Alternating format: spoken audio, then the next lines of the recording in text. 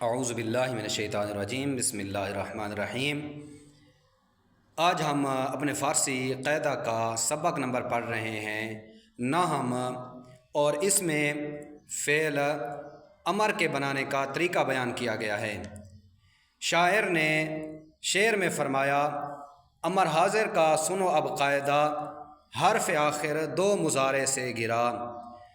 تو شاعر نے اس شعر میں فقط امر حاضر معروف کے صیغے واحد حاضر کے بنانے کا قاعدہ اور طریقہ بیان فرمایا ہے، اور اس کا طریقہ یہ ہے کہ فعل مضارع صیغہ واحد غیب کے آخر سے دال اور اس سے پہلے زبر کو گھرا کر امر کا صیغہ واحد حاضر بنایا جاتا ہے، جیسے کناد سے کن، پر وراد سے پر ور وغیرہ۔ اور امر کے دوسرے صیغے واحد غائب، جمع غائب، واحد متکلم، جمع متکلم کے بنانے کے لیے فعل مضارع کے شروع میں باید کہے یا لازم کہہ لگا کر بناتے ہیں۔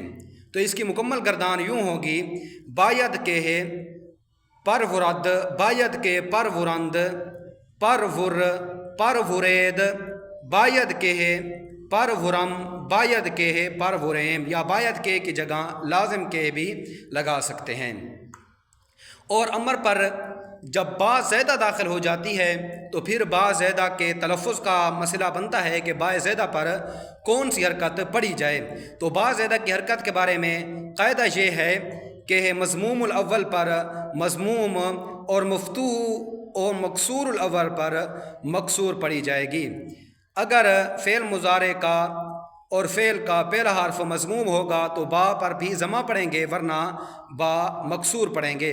اگر فعل کا پہلا حرف فا، میم، واو وغیرہ آ جائے تو بائے معاہدہ زیدہ ہمیشہ مفتوح پڑھی جائے گی، جیسے مال سے بمال، بخشائے سے ببخشائے، فرما سے بفرما، جسے شاعر نے اپنے اس شعر میں بیان فرمایا ہے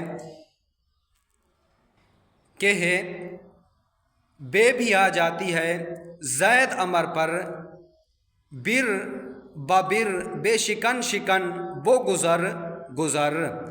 تو شاعر نے یہاں پر بھی فعل امر پر جو با زیدہ داخل ہو جاتی ہے با فعل پر، اس کی حرکت کے بارے میں قاعدہ بیان فرمایا ہے، اور ہم نے اس کی تفصیل اور تشریح بیان کی ہے۔